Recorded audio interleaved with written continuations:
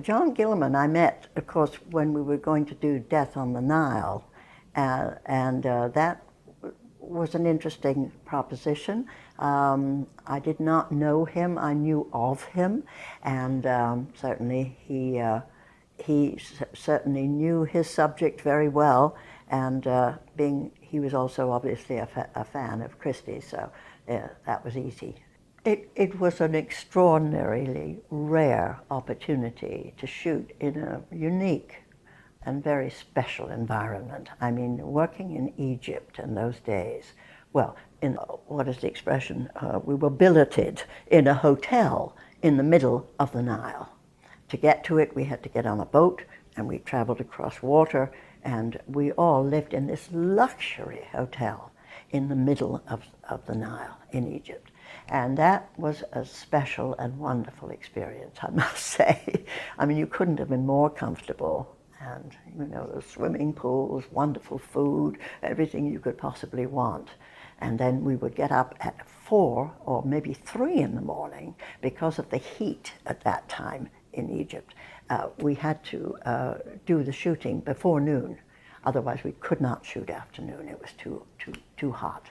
So we were dealing with that, and also with an old riverboat that we were working on, which was, you know, trundling its way down the Nile, pulled by little boats at times, and sometimes under its own steam. But the motors made so much noise that they usually just dragged it along with little boats.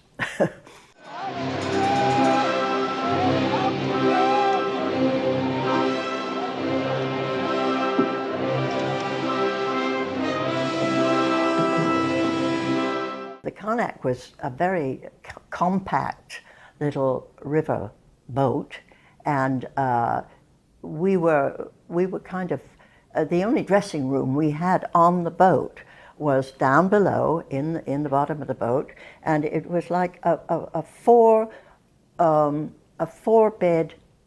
cabin, and there was a bed up and a bed down, and a bed up and a bed down. So the fitting had to take place between the two bunks, sets of bunks. And I remember Betty would lie down on one bunk, and Maggie Smith was on the other, and I was on the third. And we would take turns being fitted in the well in the middle. It was one of those extraordinary circumstances where we were forced to, you know, not be the stars that we were supposed to be. But nevertheless, everybody was of good mind, and we managed to bring it off. What time is it? There's a clock. Use your eyes. Didn't your mother ever tell you, as far as servants are concerned, there is a vast difference between amiable eccentricity and downright rudeness? My mother was a lady. A disposition she failed to pass on to you. It's your bedtime. She was a very fascinating woman, and I got to know her quite well on that occasion. And she had been a great Warner Brothers star, and I had been a fan of hers as a child. You know, she was a great deal older than me, and I remembered her in all her great roles, Dark Victory and things like that. And you know, I'm talking about movies that young people today have no idea about. But some of the people of my age, they would remember those movies, and they were quite wonderful. She was a very special, unique actress, wonderfully unique looking and sounding. And I was delighted to meet her and to work with her. Peter Ustinov was my brother-in-law, my ex-brother-in-law actually, so we were good friends, and great fun to work with him on that occasion. And my role was such an interesting, farcical character in many ways, and there was so much comedy involved. David Niven and Peter Ustinov and myself and my husband and I, we were all great friends, and we knew each other from other times. So it was a very interesting location, shall we say, for actors. Do forgive me for butting in, but I've had a bet with my daughter here that you're Hercules Porridge, the famous French sleuth. Not quite. I'm Hercule Poirot, the famous Belgian sleuth. I told you, Rosalie. There's only one Monsieur Poirot in the world. He's unmistakable, as indeed I realize I am myself. Anthony Powell is a superb costumier.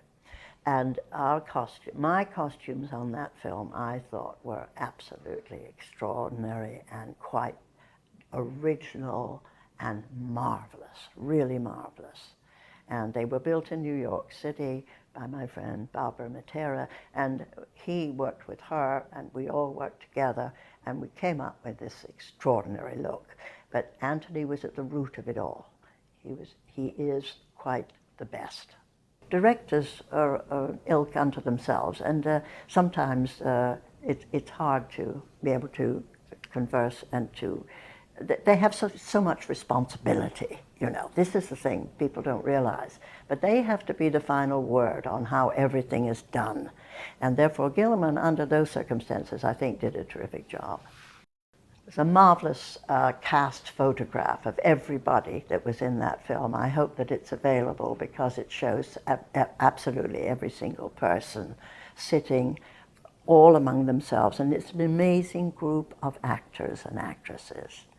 And I think the general public would enjoy seeing that.